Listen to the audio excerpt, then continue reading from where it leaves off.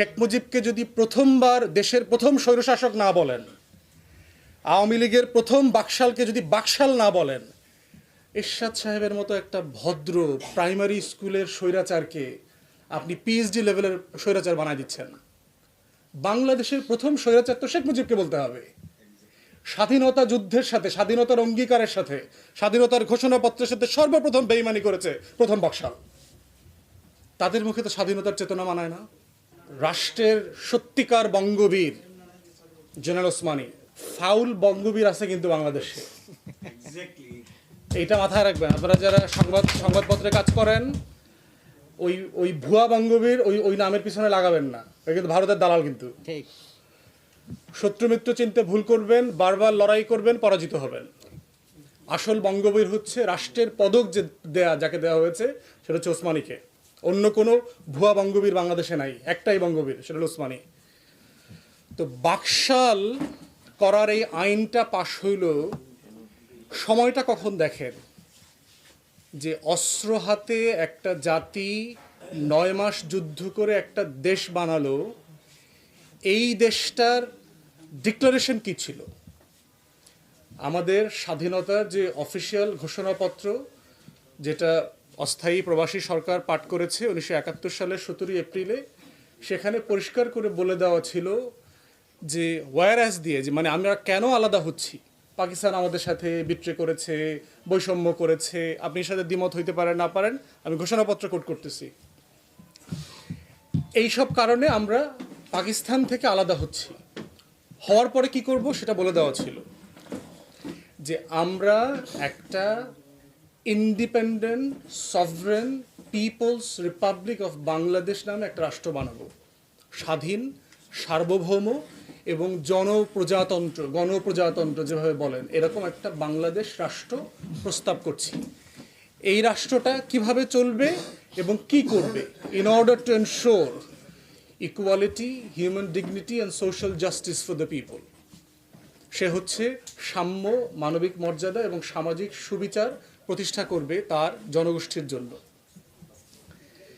এখন দেখেন 71-এর 17 এপ্রিল থেকে 75-এর জানুয়ারি, 4 বছরও না,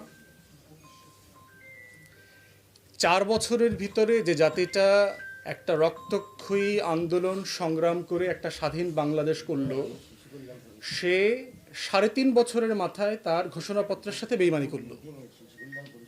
যেখানে এই ট্রানজিশনটা শুরু হয়েছে, আন্দোলনটা একটা নির্বাচনকে ঘিরে, ক্ষমতার ট্রানজিশনকে ঘিরে, 70-এর নির্বাচন এবং শান্তিপূর্ণভাবে ক্ষমতার পরিবর্তনকে কেন্দ্র করে। এবং কত দুঃখজনক দেখেন, আমি অনেক ঘাটাঘাটি করে দেখার চেষ্টা করেছি। জাসদের নেতাকর্মীরা কিছু প্রতিবাদ করেছে, বাট তখন তো জাসদ অলমোস্ট একটা নিষিদ্ধ দলের মতো। মেজর কোনো প্রতিবাদ হয় নাই সেদিন বাংলাদেশে। যেভাবে তারেক বলল, 7 তারিখে আমরা সকল রাজনৈতিক নেতাকর্মীরা একটা সাফিসিয়েন্টলি সিগনিফিক্যান্ট প্রোটেস্ট করতে ব্যর্থ হয়েছি। 7 তারিখে আমরা সকল দল মিলে, নির্বাচন বর্জনকারী দল মিলে একটা প্রেস কনফারেন্স করতে ব্যর্থ হয়েছি সন্ধ্যাবেলা, রাইট, যে আসেন এক ব্যানারে সবাই মিলে একটা বর্জনকারী দলের এই বানরের নির্বাচন সম্পর্কে 2টা কথা বলি জাতিকে। কারণ মানুষ তার ভোট দিতে যায় নাই। ওই যে 1-2% গেছে, এগুলো কিন্তু মানুষের বাচ্চা না।